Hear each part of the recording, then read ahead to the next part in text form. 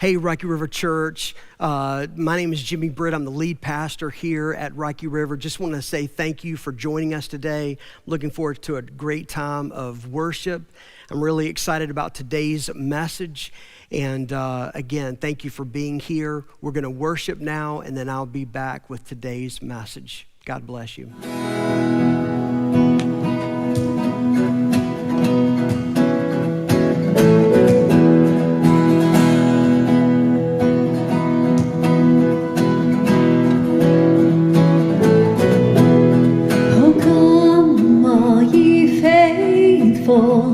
Joyful and triumphant, oh come ye to Bethlehem. Come and behold him, born the King of angels. Oh come, let us adore him. Oh come, let us adore him. Oh come, let us adore him, Christ the Lord.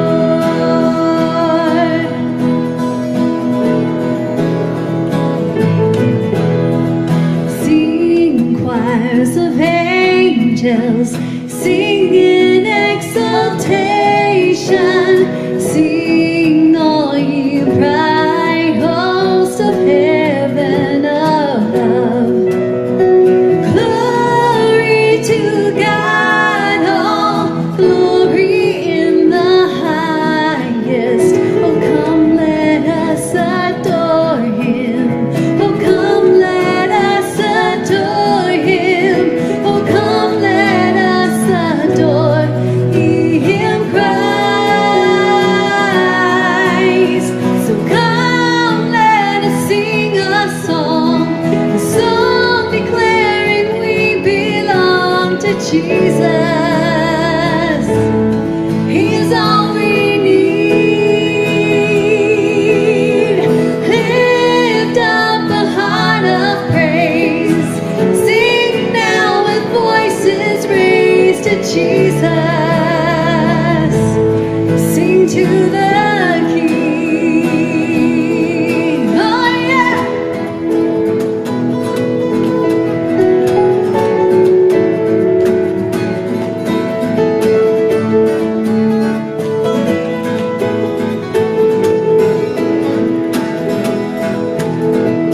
Come, let us sing a song declaring we belong to Jesus. He is all we need. Lift up a heart of praise. Sing now with voices raised to Jesus. He is all we need. So come, let us sing a song declaring we belong to Jesus. Sing to the King.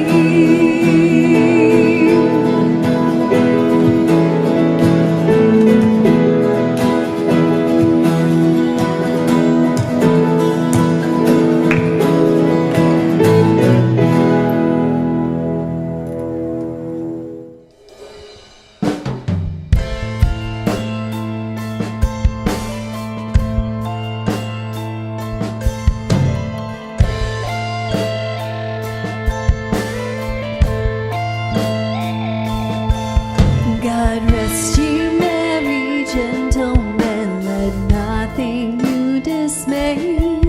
Remember Christ our Savior was born on Christmas Day to save us all from Satan's power when we were gone astray. Oh, tidings of comfort and joy, comfort and joy. Oh, tidings of comfort and joy. He has come for us, this Jesus. He's the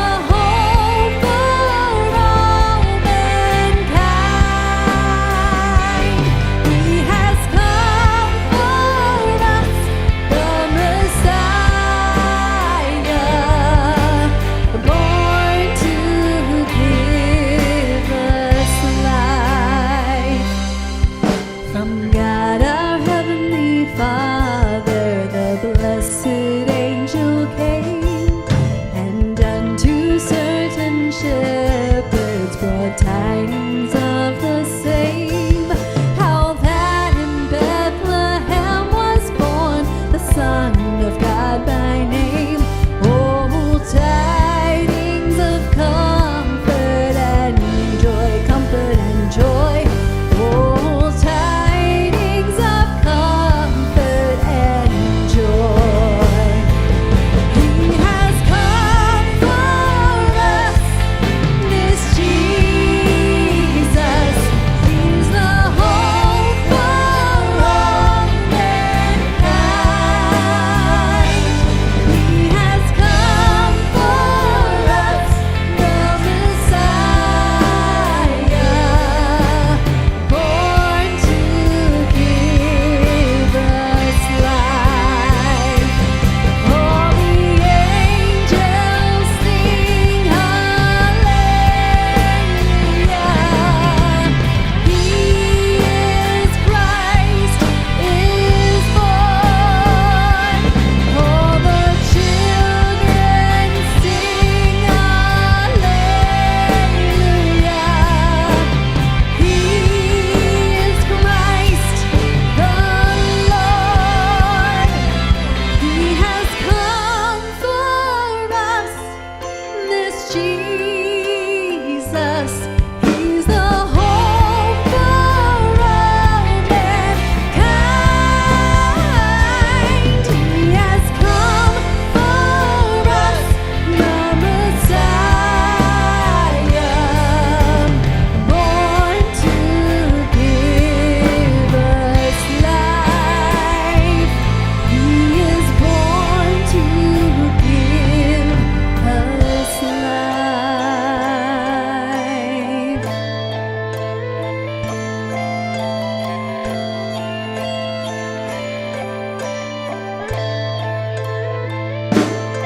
All the children sing hallelujah.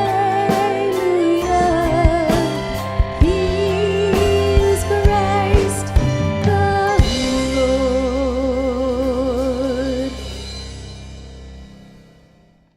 Well, once again, hello and welcome to Rocky River Church. If you're a first-time guest with us today or we just haven't had the chance to meet yet, my name is Jimmy and I'm the lead pastor here. And I like to say that whether you're a first-time guest, a long-time member, or somewhere in between, welcome. We're just really glad that you are here today. So if you have a Bible with you, open it up or turn it on and go to the book of Ruth, Ruth chapter 2. And then if you haven't already, be sure to download your message notes. You're going to want to have those as we go along today. And if you don't have message notes, listen, just make sure that you have a pen or a pencil, a piece of paper, some way for you to be able to take some notes today. And let me also add this. If you're a first-time guest with us today, we would love to send you a free copy of our book, Unshakable, Standing Strong When Things Go Wrong. And so to get your free copy, just be sure to fill out a connection card. You'll see that right. I think it's just to the right of your viewer. It's a blue button, maybe it says connection card. About halfway down through the connection card, you'll see a little box there that you can check that just lets us know that you're a first-time guest. And then we'll get you a copy of this book out in the mail this week. For as long as I can remember, one of the mainstays of Christmas shopping has been the Salvation Army. And you know what I'm talking about, right? The Salvation Army, they have their volunteers outside of department stores and malls and grocery stores. And the volunteers stand next to their trademark kettles, ringing a bell, and they're collecting funds to use to provide food and clothing for people who are in, great need. I was reading an article this week that said that some retailers and grocery stores no longer allow the Salvation Army to stand out in front of their stores collecting this money. And I thought, man, what a real shame this is. In fact, I sort of got upset about it, and I made a few calls to some local grocery stores in Harrisburg and places around town that I've seen having these Salvation Army volunteers in the past. And All the places I called, they still have that, so I was glad to hear that. But then the article also mentioned that there's a shortage of volunteer bell ringers this year, which I think is also a shame. So I decided this weekend that this upcoming week, I'm going to call our local Salvation Army and find out what I need to do to volunteer as a bell ringer. And Rocky River Church, I'll pass that information along to you as well. And I say all this because I believe in the Salvation Army and the work that they do. And in fact, I want you to know that a portion of today's offerings, in fact, 10% will be shared with our local Salvation Army to help them provide food and clothing to people who are in need this Christmas. And so just please keep that in mind when you're giving your tithes and offerings today. I can think of two women who really needed the Salvation Army's services. But when they were alive, there was no Salvation Army. In fact, they lived about 1,000 years before the birth of Christ and that very first Christmas. And the women I'm talking about are Naomi and Ruth. Say those names with me, Naomi and Ruth. So Naomi is the mother-in-law, Ruth is the daughter-in-law. And we're tracking their story during this Christmas season. And their story is told, of course, in the Old Testament book of Ruth. And today we're going to pick up this story in Ruth chapter 2. Now, this is where Naomi and Ruth have returned home to Bethlehem, and they are in a very tough situation. Now, before we unpack Ruth chapter 2, let me remind you about where we are in the story, just sort of to catch you up a little bit. When the book of Ruth opens, we learn that there is a famine, say famine, in the nation of Israel, in the town of Bethlehem. Say Bethlehem. Very good. Bethlehem means the house of bread. So just think about it. This famine hit a place where there's usually plenty of food to eat. This is the bread basket, so to speak, of Judah. Now, in Israel, there are really two famines going on at the same time, okay? There's a physical famine where people are, they're starving, they're hurting for food, but then also there's a spiritual famine. And the physical famine in Israel is due to the fact that there is a spiritual famine in Israel. And what has brought on this spiritual famine is the fact that the people of God have turned away from God. And we know this from Ruth 1:1, where we get the context for the book of Ruth. This happened in the days when judges ruled Israel. And the days when judges ruled in Israel, this was after the death of Moses and Aaron, and before King Saul and the beginning of their monarchy. They're just ruled by this series of judges that are really like tribal chieftains, and they're leaders who are strong enough to sort of galvanize the people during a time of national crisis. But once that crisis is over, then the leader sort of falls away as well. And Judges 21:25 sort of summarizes the spiritual darkness that's going on in Israel. It says, in those days, Israel had no king, which means there's a leadership vacuum. All the people did whatever seemed right in their own eyes. These are dark days spiritually and otherwise, because God's people have turned away from him. They're doing whatever they think is right. They're not living according to God's law. They're not obeying God anymore. They're obeying themselves. Sound familiar? It should. So I want you to understand this. This famine in Israel was an act of God's judgment upon his people because of their sinful rebellion against him. Now, there was a family living in Bethlehem, dad, mom, and two sons. The dad is Elimelech. Naomi is the mom, and the sons are Mahlon and Chilion. Say those two names with me, Mahlon and Chilion. And as a family, I'm going to say as a family, but the reality is that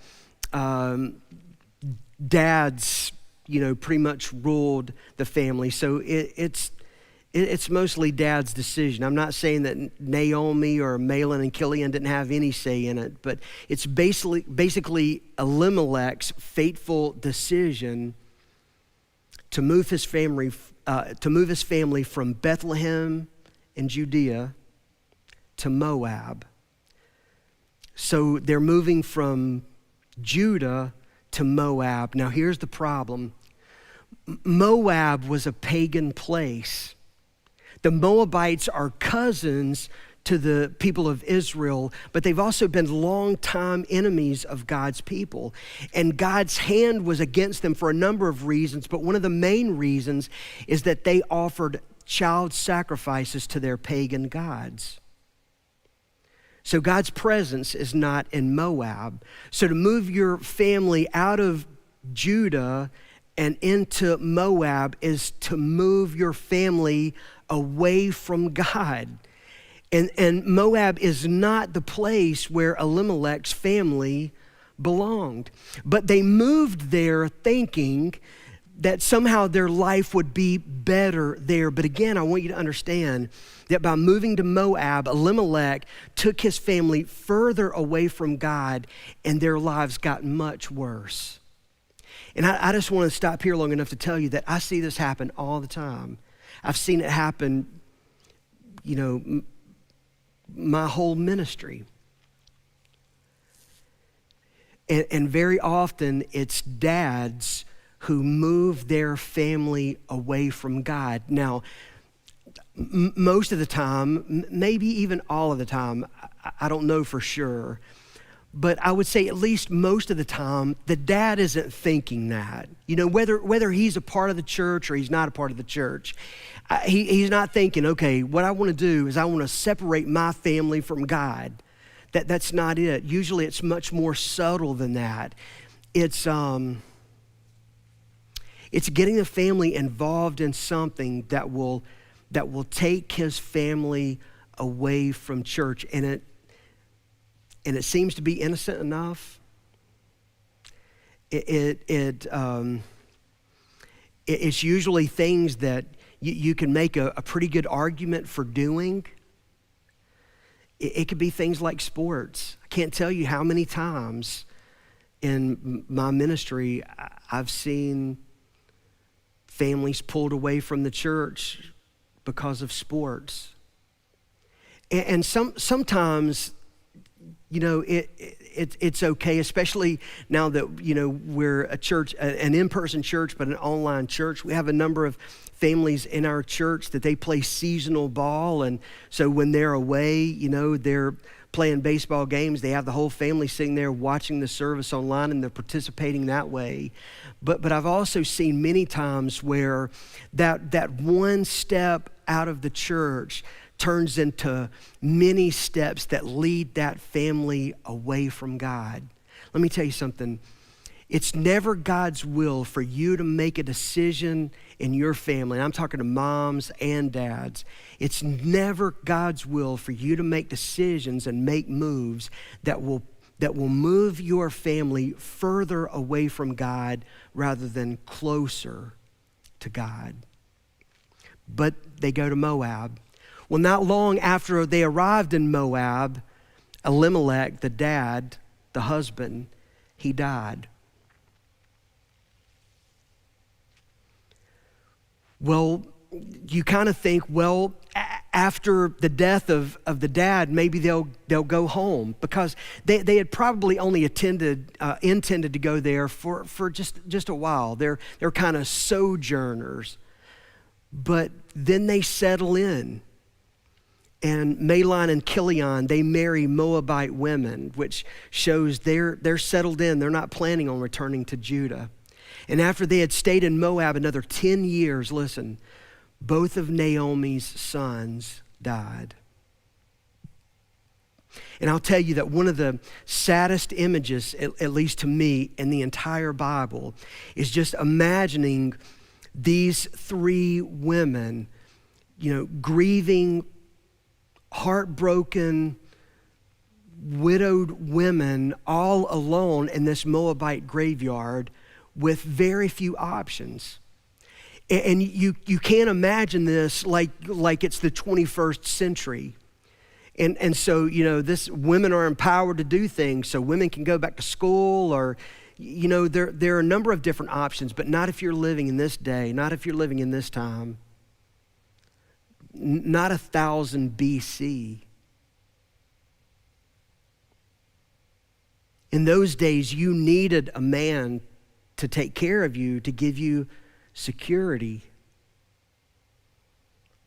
They don't have a lot of options. Well, Naomi decided to go back home to God's people and to God's presence. Now, you need to understand, she's not happy about this. Naomi, as we saw last week, she was very bitter about how life had turned out. When she returned to Bethlehem, she told the people there, I left Bethlehem full and I'm returning empty. But at this point in her life, she thought it was really all that she could do. So Naomi, Orpah, and Ruth packed up and started toward Bethlehem. Now, along the way, Naomi tried to convince her daughters to return to their own homes. Go back to your mother and your father. She said, go back to your own gods. I'm an old woman. I can't start my life over. I'm bitter.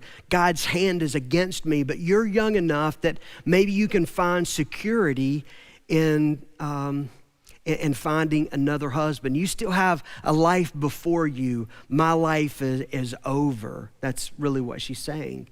And at first, both of these girls said no. But after a little more conversation, Orpah took Naomi's advice and returned back to her home, back to her parents, and back to her own gods. But Ruth, who I believe had a conversion experience. I believe that she converted to Naomi's God, the true and living God of the Bible. She insisted on staying with Naomi. Naomi tried again pretty hard to convince her to return home, but Ruth was adamant she wasn't going home, that she said, your people will be my people, your God will be my God. Where you die, I'm gonna die there, and may God punish me if I don't keep that oath to you.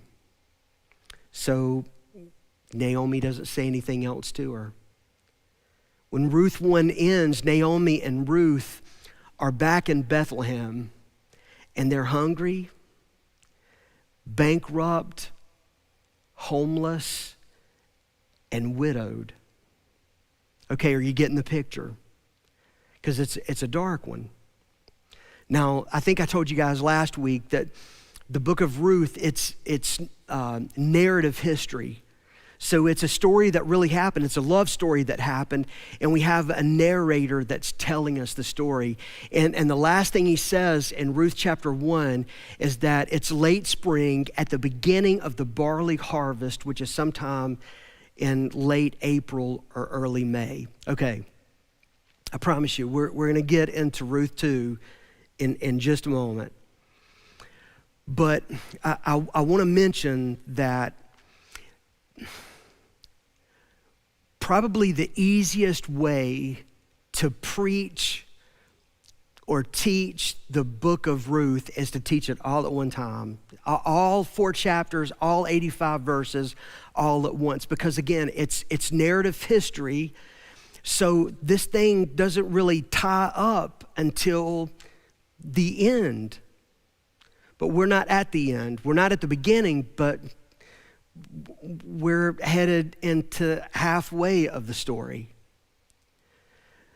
So that makes it a little bit challenging because we're breaking this book up into 4 different Sundays. So we're looking at 1 chapter each week, but we can't tie everything up together. So here's what I want to do. What I want to do today is help you see how God cares for people in need. Okay? I want to help you see how God cares for people in need. And I hope that something in today's message will help you experience Christmas in a different way this year, and maybe even change how you think about and experience Christmas for the rest of your life. And I hope it'll be bigger than just one season of the year. I hope that you'll see how God cares for people, how he cares for people in need, and that he uses people like you and me and Ruth to meet those needs. All right, you still with me? Okay, let's get started unpacking Ruth chapter 2, starting in verse 1. Now there was a wealthy and influential man in Bethlehem named Boaz, which is just a great name, isn't it? Boaz. Say Boaz. Boaz. He was a relative of Naomi's husband, Elimelech. So before the narrator jumps into the action here in chapter 2, he introduces us to a new character, Boaz, who is going to be just such an important character for the rest of the story. You're going to see today that Boaz he's a good man, and he's a godly man. The words that are used to describe him as a wealthy and influential man is the same Hebrew words that mean things like strength, strong warrior, mighty, good, and kind. So I want you to kind of get the picture here. Boaz is as close to a knight in shining armor as a man can get. Parents, this is the kind of man that you want your sons to grow up and be like. It's the kind of man that you want your daughters to bring home and announce that you're getting married. I mean, he's just a great guy. And again, you're going to see that, some of it today and certainly over the next couple of weeks. Now, the most important thing that you need to know about Boaz, at least up to this point, and again, this sort of follows through the rest of the story, and that is that Boaz is from the family of Ruth's father-in-law, Elimelech. Okay? This means that he could be, it remains to be seen, unless you read chapters 3 and 4, but this could be the very lifeline that Naomi and Ruth desperately need. But again, we'll just have to see. One day, Ruth, the Moabite, and you'll notice in this chapter that the narrator reminds us several times. In fact, he has Ruth do it, at least once. He's going to remind us that she's a Moabite, that she is a foreigner, that she's an outsider. And that's a reminder that the things that happen in her life in Bethlehem are extraordinary. One day, Ruth, the Moabite, said to Naomi, "Let me go out into the harvest fields to pick up the stalks of grain left behind by anyone who is kind enough to let me do it." Now here's what she's talking about. And this is the first place in the story that we see that God cares about people who are in need. Ruth is talking about gleaning. God gave his people, the children of Israel, he gave them a command in Leviticus 19, verses 9 and 10. It's in a couple of other places too, but primarily Leviticus 19, verses 9 and 10. And the command was this, that if you own a field, you could go out and harvest the field, but you couldn't go to the corners of the field, and you could not go back and harvest more than once the edges of the field. The produce, whether it's grapes or olives, in this case it's barley. In the summer it's going to be wheat. In this case, You had to leave the barley in the corners and on the edges so that poor people who are living in Bethlehem or wherever they're living in Judah, they could go there and glean what has been left behind so that they'll have something to eat.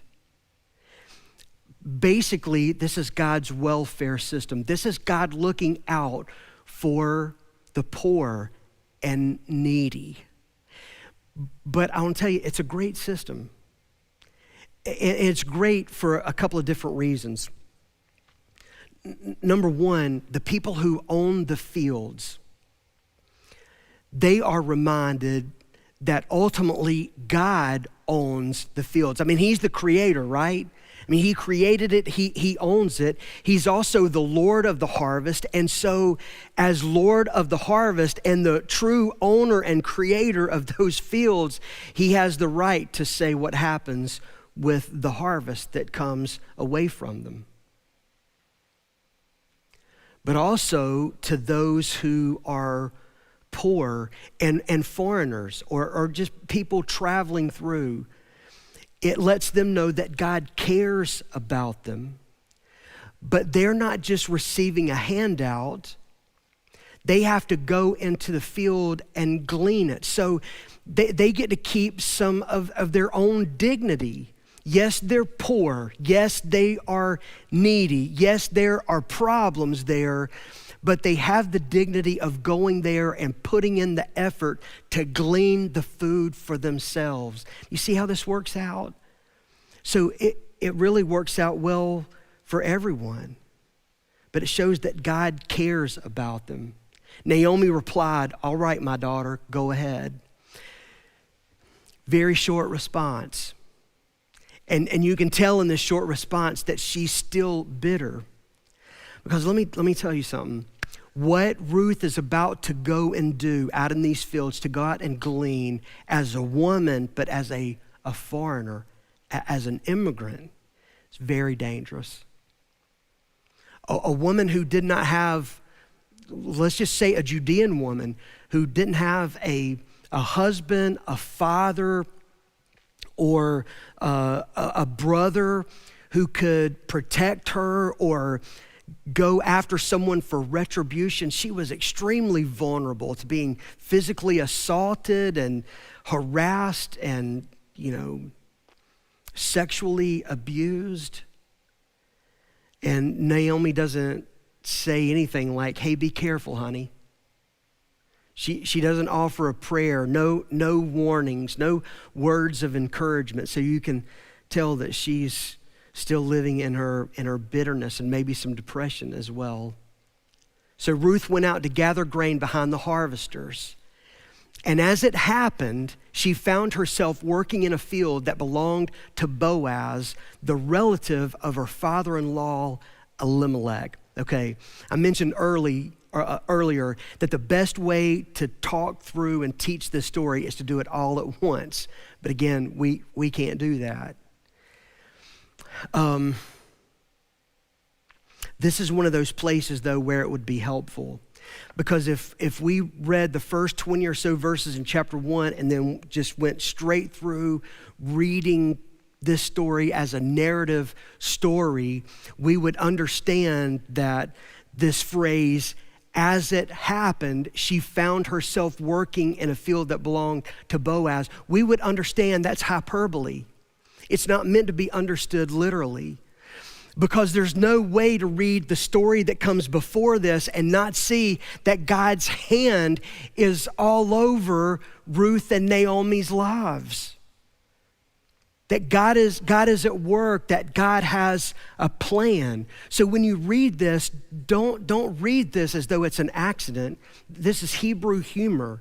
This is the narrator saying like, "Yeah, right. And she just ended up in a field that just happened to belong to Boaz. Yeah, right." Do you get the point? This is a big deal. I think it's also why the narrator keeps reminding us that Ruth is a foreigner. She's a Moabite. These fields are just outside of town, and they are a patchwork of fields. And so you might have a guy that owns 5 acres here, and he might own 2 acres a mile away, and then he might have another 10 acres somewhere else. And there's no fences, there are no signs with family names. There's no way for Ruth to know this field belongs to a relative of her dead father-in-law, Elimelech. If you're taking notes, there are just a couple of things that you ought to jot down here. One is, remember that God has a sovereign plan. God has a sovereign plan, and he's working that plan. He's working that plan for his own purposes, and you can see it happening right here. You know, when it comes to Christmas and it comes to thinking about God working and being at work in the world, it's incredible to think about the miracle of the virgin birth. And you think about the angel Gabriel coming to Mary and making that announcement, and it's God intervening in history in like a show-stopping kind of moment. And those moments are amazing. I'm not trying to downplay that at all, but let me tell you what is also amazing. It is also amazing when you see God's hand at work in the ordinary, everyday situations of life. And you see God working in the lives of regular, everyday, ordinary people. In fact, you could make the argument that Ruth was less than ordinary. If you're just thinking about her life and how she would fit into the social categories in life, she's at the bottom of the barrel. And here is God working in her life. So remember that God has a sovereign plan, that God is at work in the world. And then I would also say, as God's people, we should respond to God's plan by faith. Let me tell you, that's exactly what Ruth does here.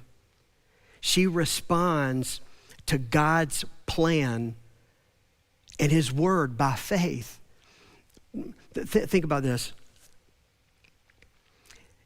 She's a new convert, so she hasn't been following God that long, but she knows about the gleaning law.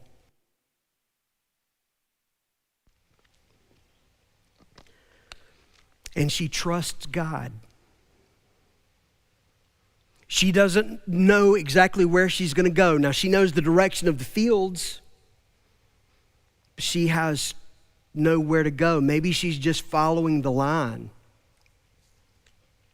She doesn't know which field to pick. But right now, she's not trusting someone like Boaz.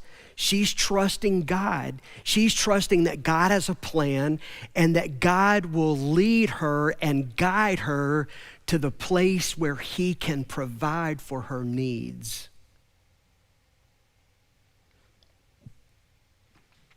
Let's move on a little further. While she was there, Boaz arrived from Bethlehem and greeted the harvesters. "The Lord be with you," he said. "The Lord bless you," the harvesters replied, which is really interesting. You know, I've worked a number of different jobs in my lifetime, but I've never worked in a place where the boss walked in and said, "The Lord be with you," and all the employees or the workers said back to the boss, "The Lord bless you." I mean, I work in a church, for goodness sakes, and when I walk in the mornings, I don't say shalom or greetings in the name of the Lord or the Lord be with you. And, you know, the rest of the staff doesn't respond back by saying, "And the Lord bless you." What this does is it just points to the fact that, again, Boaz is a good man. He's a godly man. And he has this reputation for being a godly man. And in his place of business, he's created a culture where God is honored. And it shows that he's a caring person, which is important, as you'll see in a few minutes when he starts to look out for Ruth. But he's a caring person, and he wants what's best. And what's best for his people is the blessing of God. He wants his people to experience the blessings of God. Now, it's no coincidence that Ruth happens to be there when Boaz comes out to check things out, to look over the fields, just to see how the work is going. Verse 5, then Boaz asked his foreman, who is that young woman over there? Who does she belong to? So Boaz would have done the hiring. He knew he didn't hire her, so she's not one of his workers. She's gleaning, and he doesn't recognize her. So I think he's legitimately asking, who is she?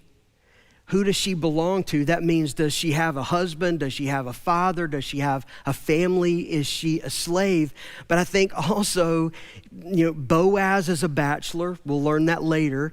And I think what he wants to know is Ruth marriable? I can't tell you why. Maybe this is just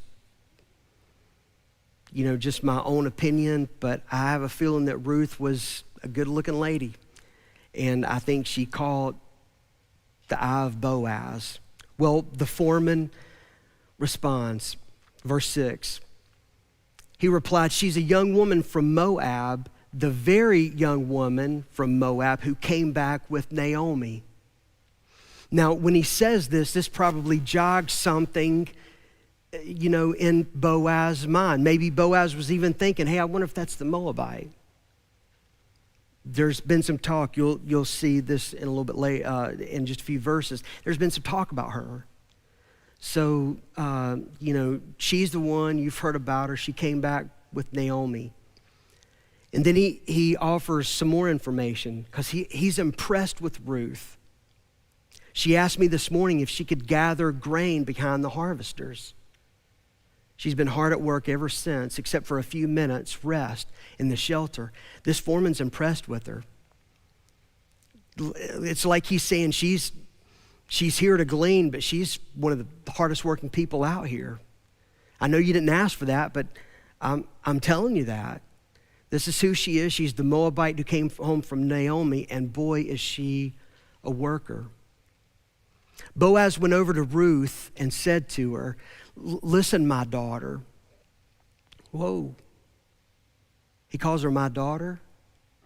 That may be something to clue us in to what's going to be coming down the road, but it could also be interpreted, as young lady, young woman. He said, stay right here with us when you gather grain. Don't go to any of the other fields. Stay right behind the young women working in my field. See which part of the field they are harvesting, and then follow them.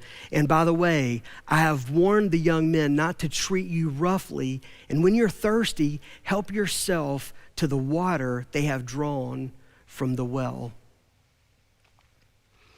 So God cares about people in need. God has a plan for people who are in need. And I want you to see that God works through people to meet those needs. He works through specific people. He's working through Ruth to take care of Naomi's needs. You'll see that more as we unpack this chapter further.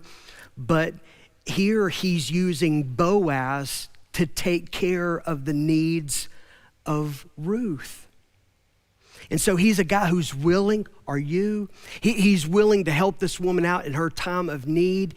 And not only is he willing to do the minimum, see, he's not just living to the letter of the law that says he has to make room for people like Ruth to come in and glean. He's going the extra mile. I think God uses people like Boaz, people who are willing to not just do the minimum, but people who are willing to go the extra mile. And I love Ruth. I love her attitude. I love her humility. I love the fact that she is an immigrant, and she realizes that she doesn't have any sort of claim on a field or a family. And she doesn't come in, holding a section of Leviticus 19, 9 through 10 that says, hey, I have the right to be here to glean. Instead, when she gets to the field, she asks for permission. And then here's her response in verse 10 to Boaz. Ruth fell at his feet and thanked him warmly. What have I done to deserve such kindness? She asked. I'm only a foreigner.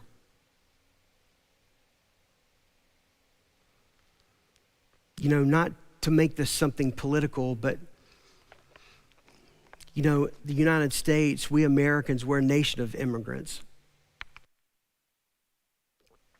And I think we realize that. And I think that most Americans, because we know we're a nation of immigrants, we don't mind immigration. We just like it done respectfully.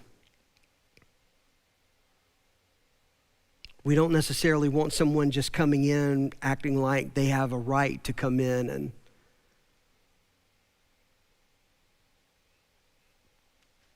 take something they haven't worked for or earned.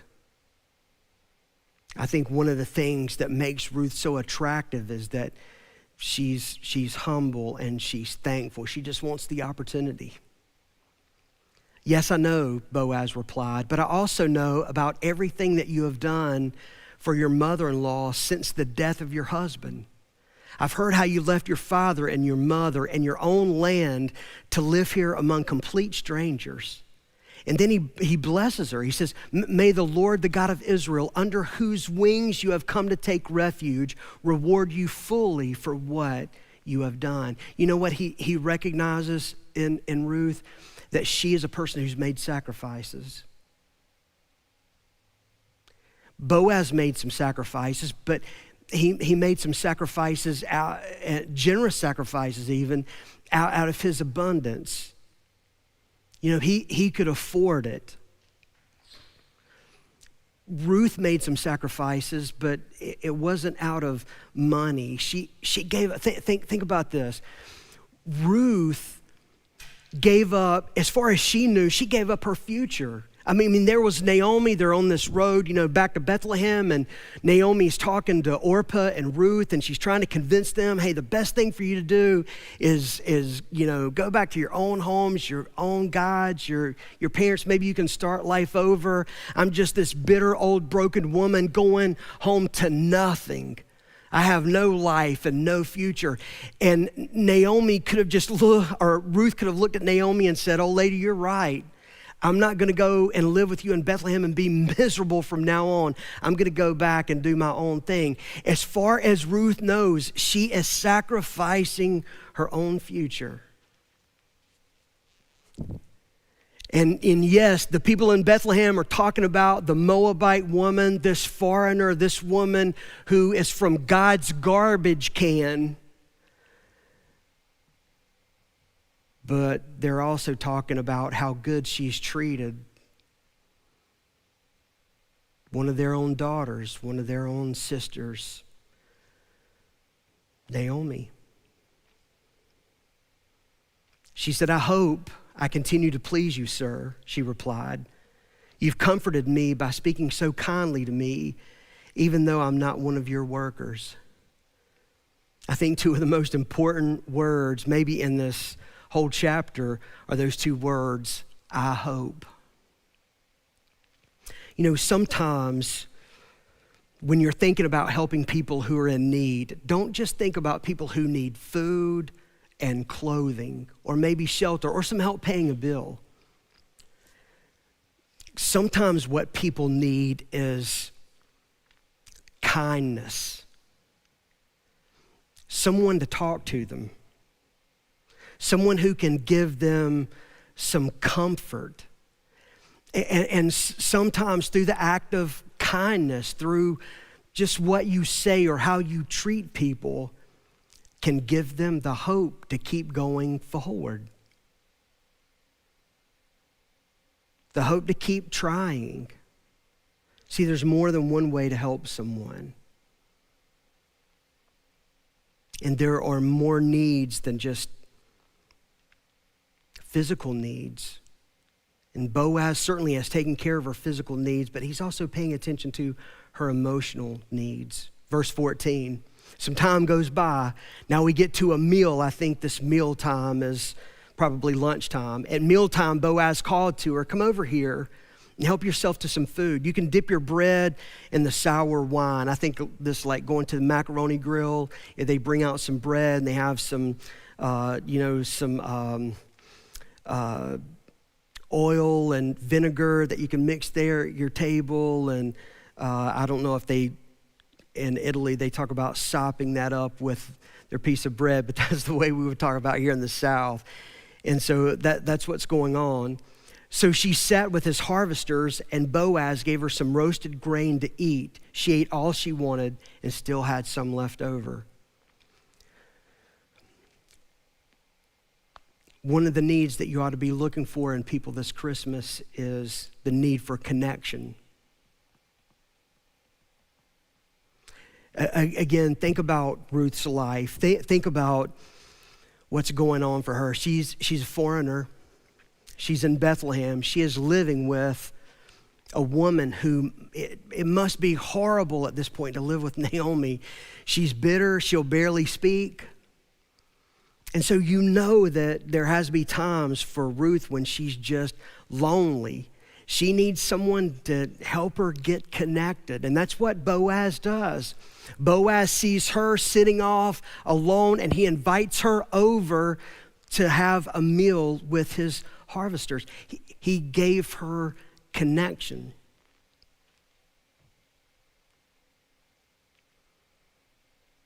You know, sometimes the people around you, that's what they need from you. You know, they're sitting at the lunch table alone. They probably, or they may even look like they're enjoying just being there alone, and maybe they are. But maybe they're just, on the inside, they're just dying for someone to invite them over to their table. Someone who can give them connection, someone they can have a relationship with. When Ruth went back again to work, Boaz ordered his young men, let her gather grain right among the sheaves without stopping her. This means let her go over to where we're stacking all these sheaves up and gather from there, and pull out some of the heads of barley from the bundles and drop them on purpose for her. And then he says, let her pick them up and don't give her a hard time. So Ruth gathered barley there all day. And when she beat out the grain that evening, it filled an entire basket, which means that she had enough to take home that's probably going to feed her beyond a few days. It's probably going to last her a couple of weeks. She carried it back into town and showed it to her mother-in-law. Ruth also gave her the roasted grain that was left over from her meal. So she's brought home the doggy bag from lunch. Where did you get all this grain today? Naomi asked. Where did you work? And then she says the nicest words we've heard come out of Naomi's mouth up to this point. She said, may the Lord bless the one who helped you. So Ruth told her mother-in-law about the man whose field she had worked. She said, the man I worked with today is named Boaz.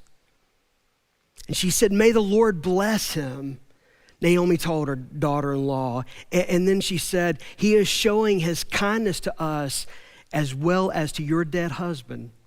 That man is one of our closest relatives, one of our family redeemers, which is a mouthful because what Naomi is seeing now, see, Boaz has given Ruth hope. Ruth has brought the hope home to Naomi. And now there's a little bit of pep in Naomi's step. Now she can see that maybe God's hand is not against them. She said, good. Do as he said, my daughter. Stay with his young women right through the harvest. You might be harassed in other fields, but you'll be safe with him. She can see God's hand at work in their lives. So Ruth worked alongside the women in Boaz's fields and gathered grain with them until the end of the barley harvest. Then she continued working with them, which means now she's not just gleaning, but now she's actually getting a paycheck. She's one of the workers at the end of the day or the end of the week. She's receiving some money. And all the while, she lived with her mother-in-law, which means that she's kept her loyal love promise to her mother-in-law. And you kind of wonder if she's going to, right? Because here's Ruth. She's able to glean. She's doing pretty good for herself. She's not only able to take some food home with her at the end of the day, so that need is met. She's plugged in, she's connected, socially to other people, and now she's got some coin in her pocket, and maybe she's thinking, hey, you know what? I'll just go get a place of my own. Nope.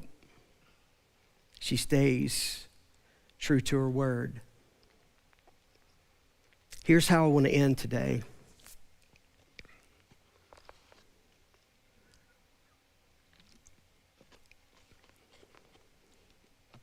As God's people, we've experienced His grace. So what are we going to do about it? Knowing that God uses people to meet the needs of those in need, how are you going to let God use you? How are you going to let God use you to share His love and kindness with others? Ruth had faith to believe that God had a plan, that God would keep His word and meet her needs. And based on that trust, she stepped out in faith.